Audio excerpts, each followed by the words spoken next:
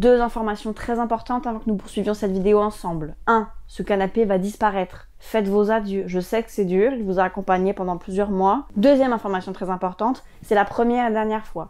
Maintenant qu'on est tous d'accord sur les conditions de cette vidéo, c'est parti. Salut à tous et bienvenue dans une nouvelle vidéo. Aujourd'hui on se retrouve pour une sélection de nos 5 jeux parfaits pour Halloween, du plus fun au plus connaisseur. Et restez jusqu'à la fin pour un petit concours d'Halloween. Ah, je n'ai craqué ma citrouille. On commence par Zombie Life. C'est un jeu de prise de risque. Ça se joue de 3 à 6 joueurs, une partie dure environ 15 minutes et c'est pour les 7 ans et plus. Le contexte. Les zombies sont parmi nous. C'est comme ça, hein. Personne ne cherche à changer la situation.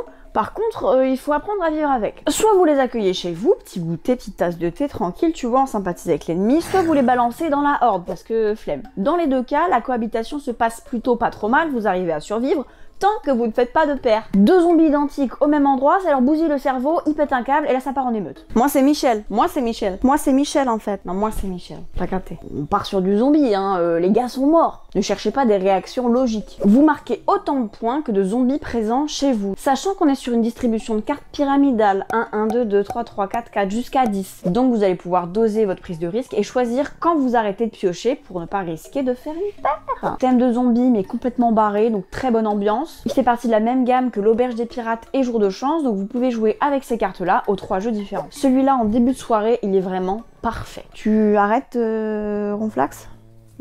On passe ensuite à un jeu que j'aime beaucoup également, Dracula Fiesta Sangria. C'est un jeu de déduction, ça se joue de 4 à 8 joueurs, une partie dure environ 15 minutes, et c'est pour les 10 ans et plus. Qu'est-ce que c'est? Petit dîner chez Dracula, très sympa, il a invité ses concitoyens en pensant en manger 1 ou 2 au dessert, seulement c'est un bal masqué. Oh ouais, vous n'êtes pas des invités comme les autres, vous êtes des monstres. Salut. Et vous vous êtes tapé l'incruste, et vous êtes très curieux de savoir avec qui vous partagez votre table. Le but du jeu, être le premier à découvrir l'identité de tous les autres invités. 3 actions possibles pour tenter de découvrir l'identité des autres invités, interroger, danser et accuser. C'est tout. Ce qui est très drôle, c'est que chaque invité a évidemment une spécificité et un pouvoir qui va lui donner un avantage sur telle ou telle action. En revanche, ce pouvoir va aussi permettre aux autres joueurs de l'identifier potentiellement. Typiquement, le mythomane répond oui à toutes les interrogations. T'es Dracula? Oui. T'es croque-mitaine? Oui. T'es un gros mytho en fait. Oui. Ou la croque-mitaine par exemple, furie du dance floor, dès que quelqu'un l'invite à danser, elle est obligée de dire oui, même si elle a pas envie. Ce que j'adore dans ce party game, donc on peut jouer à plein, on se marre, c'est vraiment un bon début de soirée. Pas d'élimination et pas de meneur de jeu, donc tout le monde a la même expérience, il n'y en a pas un qui est tout seul et qui attend que les autres jouent, je valide. Il y a 10 invités, ce qui permet de faire des parties différentes à chaque fois, et si vous voulez aller encore plus loin, il existe des cartes spéciales avec des nouveaux pouvoirs. 3e jeu de cette sélection, le Croque-Monstre. C'est un jeu de domino et de majorité ambiance pompe funèbre. Ça se joue de 2 à 4, une partie dure environ 30 minutes, et c'est pour les 14 ans et plus. Ah, vous pouvez tirer votre chasse plus tard ? S'il vous plaît. Même dans les univers fantastiques, les guerres font rage et laissent derrière elles un max de cadavres. Donc le métier de croque-monstre est vraiment un métier d'avenir là-bas aussi. Grâce à vous, gobelins, lutins, licornes, cyclopes et dragons vont enfin pouvoir trouver le repos éternel. Attention, tout le monde sait passer le filon, il y a du travail, ça paye bien.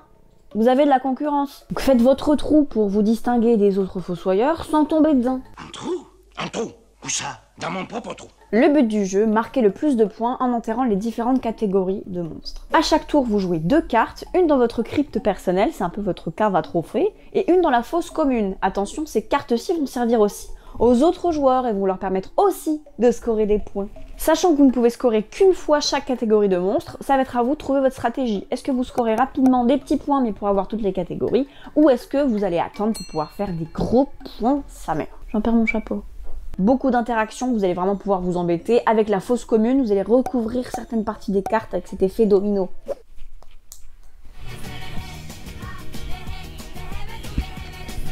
Concrètement, on est sur une mécanique familiale, mais le thème enterrer des trucs morts fait qu'on passe sur du 14 ans et plus. Après, c'est à vous de juger. Si vos enfants sont déjà traumatisés, qu'ils ont capté que le Père Noël n'existait pas, et qu'ils ont déjà vu un pigeon mort dans la rue, bon, mais c'est à vous de juger le niveau de trauma de vos enfants. Et c'est un jeu de Jeffrey D. Allers, l'auteur de Gun Kimono.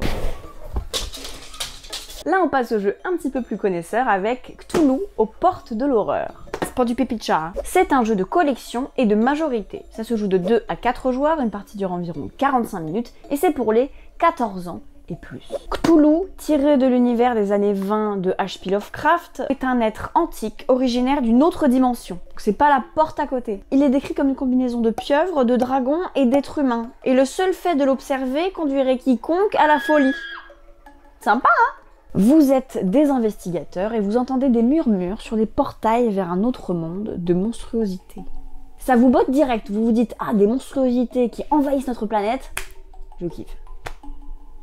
Vous êtes vraiment pas des gens sympas. Le but du jeu, ouvrir des portails.